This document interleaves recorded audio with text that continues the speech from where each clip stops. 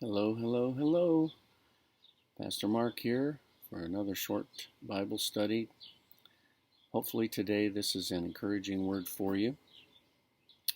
Probably not going to be very long, but I'd like to talk to you about the idea, the truth, the truth that when you decide and you want to make an absolute step towards God, or to do specifically something for the Lord, or you want to make a change in your life and maybe be more committed, that you will have adversaries coming from all quarters, different directions, probably even perhaps places unexpected, to try and oppose you, to derail your plan, to distract you, to get your mind off in another direction, so much that in the end it renders you unfruitful in your attempt to draw nearer to the Lord, or to do something specific, whatever it is that you had purposed to do for God. And there's two books in the Old Testament in particular. Actually, the Old Testament's filled with it, but and the New is lots of examples as well. However, the book of Ezra and the book of Nehemiah, both, they are contemporaries. Ezra is written first, I believe, if my studies are correct.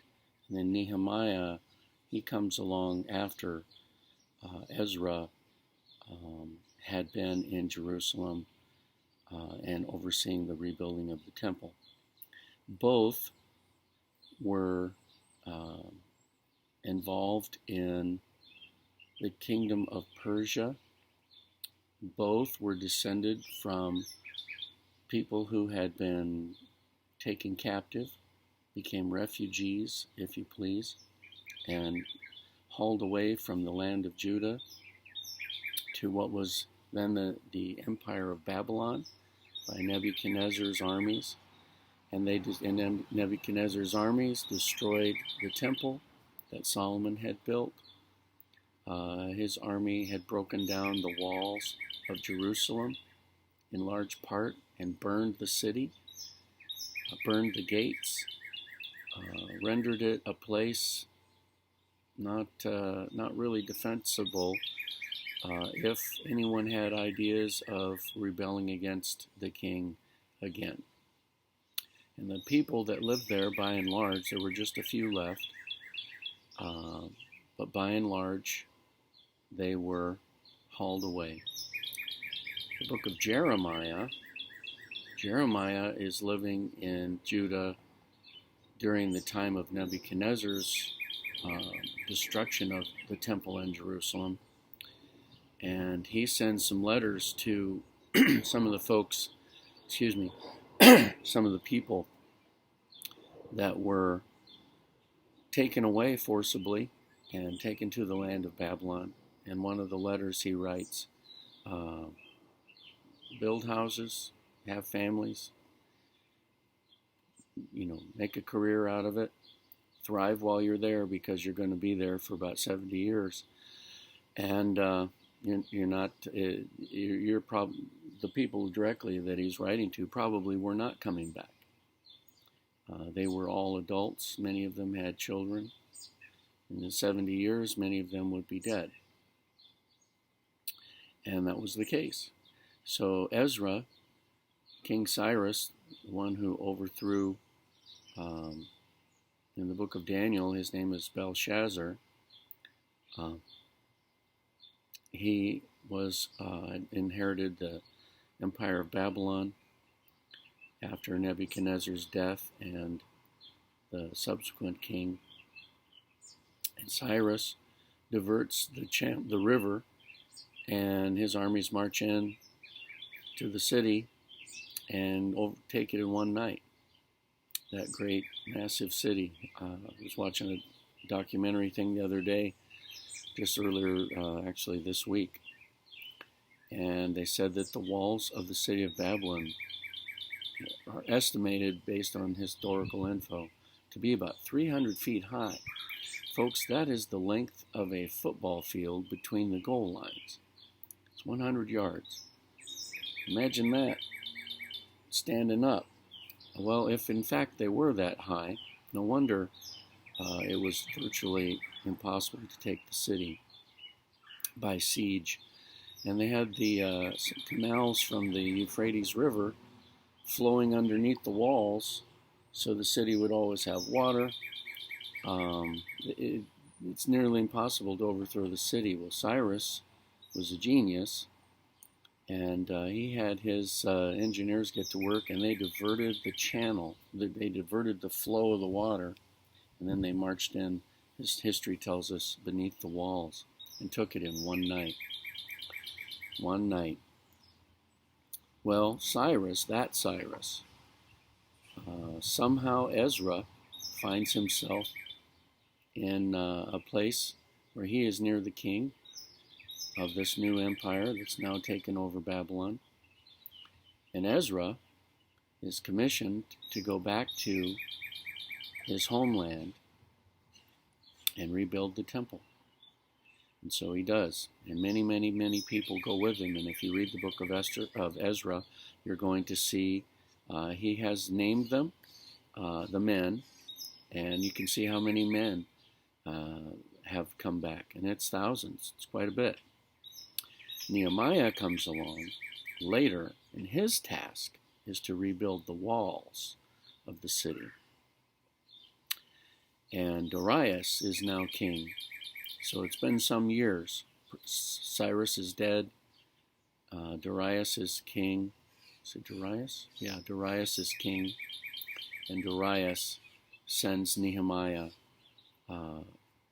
tasked him with rebuilding the walls. Well, this is because Nehemiah requested it. He requested it. Now, what does that have to do with you and me in our Christian walk? It took me over 7 minutes to get here. Both of these men had something burning in their hearts, and they both requested permission from their king to return to their native land and do this thing, and it was for the Lord. And in each case, there was opposition. In each case, there were those resisting them, trying to prevent them from accomplishing their task. I find it interesting that in both cases, it isn't until they're pushed to the limit that they say, hey, I'm on a commission with the king. Not in those exact words. But it takes a lot.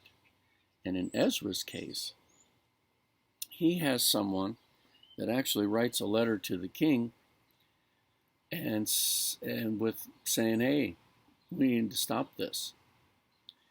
And ultimately there is research done in the archives of the Persian, the minutes, if you please, of the Persian king's declarations.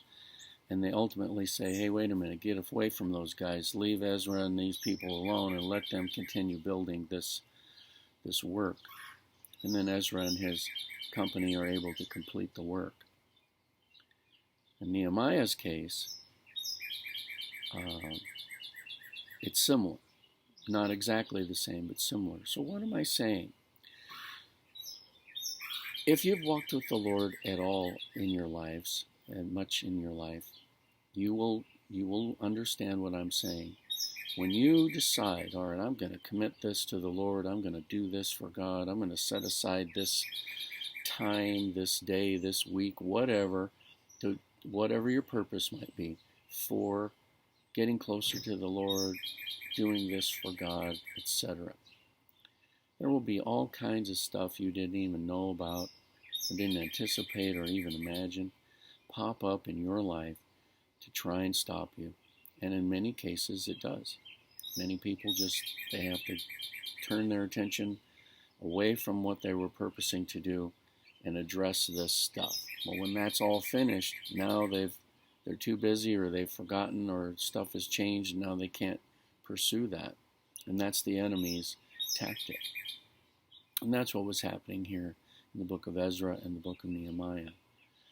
These men were trying to do this for the Lord because, when the temple is rebuilt, now they'll be able to start, the priests will be able to start offering sacrifices again. Their sins will be atoned again. That's a very important thing.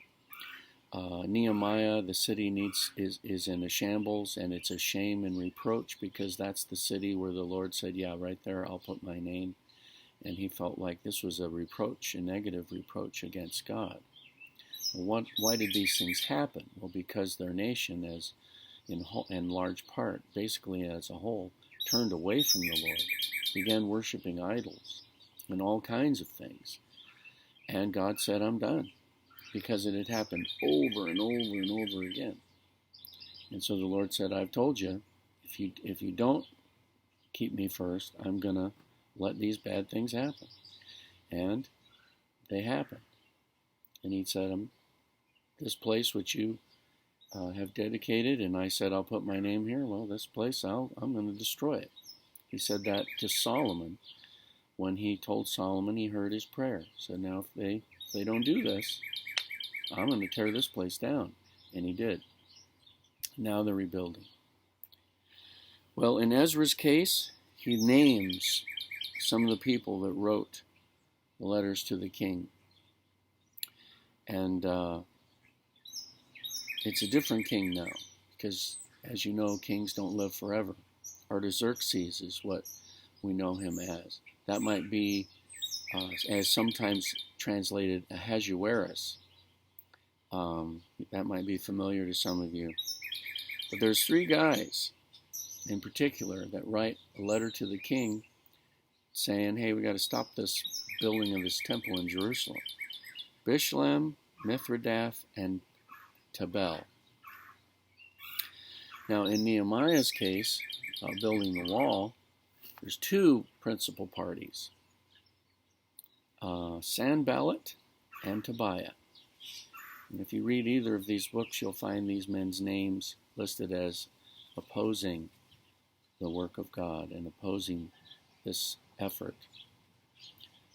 Well, your opposition may not have a name. The things that come against you to try and prevent you from reaching that goal that you have set in serving God, committing something to God, dedicating something to God, it may or may not have a name. It may not even be a person. But I guarantee you it's things. There will be something. I promise, if you say, you commit, I'm going to set aside a certain block of time every day and I'm going to pray. In that block of time, stuff is going to happen. Things are going to come up. Your phone's going to ring just before. Next thing you know, you're going to have something you've got to do, or you'll be tied up with something else. Now, it won't happen every single day, but it will happen a lot. So how do we overcome this?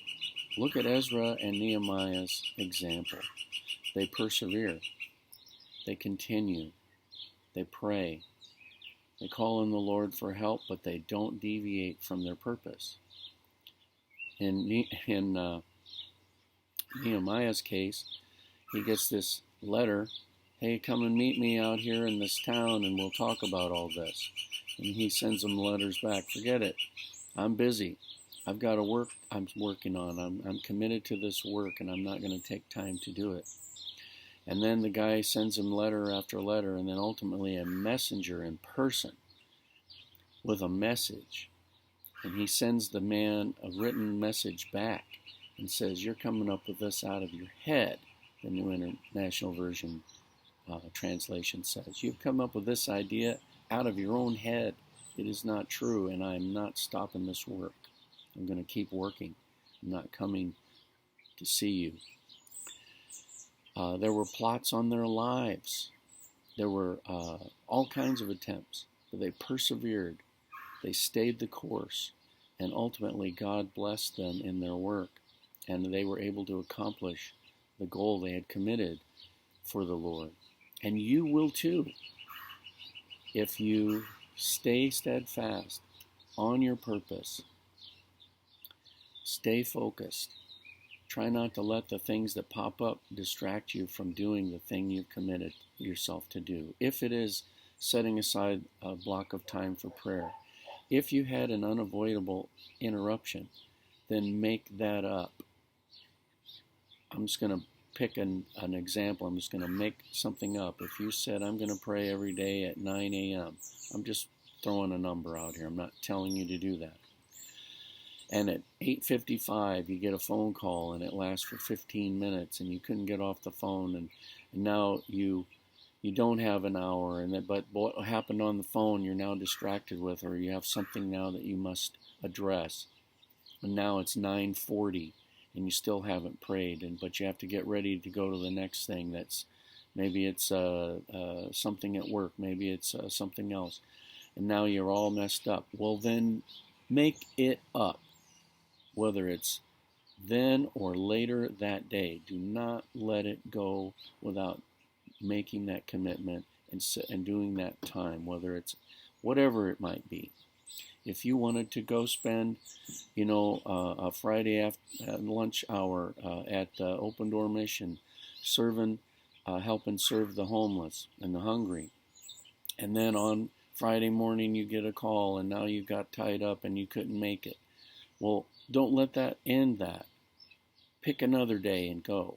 Make sure you commit, you stay your commitment. Keep your commitment, whatever it is you're dedicating to the Lord. I'm not sure what it is. There's all kinds of things we can do.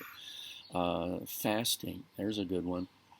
If you were going to fast, I'm just going to make something up, on Tuesday, but something happened Tuesday and you had to break your fast. Well, we'll try it again maybe on Thursday, or keep your commitment. God will honor and bless, and you will eventually overcome these obstacles, and then they'll become less and less important in your life, those obstacles, and they'll have less and less effect on you. Wow. Pastor Mark, this isn't really a Bible study, is it? It is. We can learn from these examples. We can learn from these examples. Here's one that maybe you hadn't thought of, in the book of Daniel. Now that Cyrus, the Persian king, is dead and Darius is now in charge, he is talked into passing a decree that nobody can pray to any other god but the Persian god for so many days. Well, Daniel's not going to do that. And his enemies know that, and they are the ones that set him up. So every day he goes and he has a committed time of day, and he prays in that time. Now he goes into his house, and he opens his window, and to the west, in his case, he's facing Jerusalem from what is the land of Iraq now, but where Babylon was. And he may have been moved into the Persian kingdom further, I don't know. The Bible doesn't actually tell us that, at least not clearly. And he prays every day, and his enemies are peeking out of their houses, and they see him up there through his open window. Yeah, he's praying to his God. And they turn him in, and now he's facing the lion's den. Did it stop him? No. But why not? Because up until that point of his life, he had kept his commitments to the Lord, and he honored his commitments to God, and God blessed him. So when he was really facing something powerfully bad, he was unfazed. He was not going to stop praising and worshiping his God and giving his Lord the time of day that he had set aside for God. Well, you know the rest of the story. He was cast into the lion's den, but God saved him in there, and he came out. Hopefully you are not facing a lion's den. But if we keep our commitments, God will be faithful, and God will honor you and your commitment to him, whatever it might be, whether it's prayer certain times of day, doing some acts of charity, fasting, whatever it might be. There are a lot of things, even more than the few I've just mentioned. Committing something to God and to do it for Him. If you keep that, He will honor you and bless you in it. Well, the Lord bless you. I know this was different. I hope you have a great evening, the rest of your evening. Hope to see you Sunday, 10:30 at the True by Hilton. We're still meeting there. God bless you. Bring a friend. Bring a friend. Bring a visitor. Bring someone. They'll be blessed. You'll be blessed. And God will continue to grow our kingdom. Now, before this Sunday, for the John Frady, he's been having those series of surgeries on his, been putting things in his brain, literally, and they're going to turn it on this week, and with the idea that it's going to stop a lot of the shaking and tremors associated with Parkinson's disease. I believe that's what it is. Pray for John. Say a prayer for John, praying that I'm asking the Lord to give him better results than they even hope. And I hope to see you all there on Sunday. God bless you. Enjoy your day, regardless of what time of day you're watching this. We love you.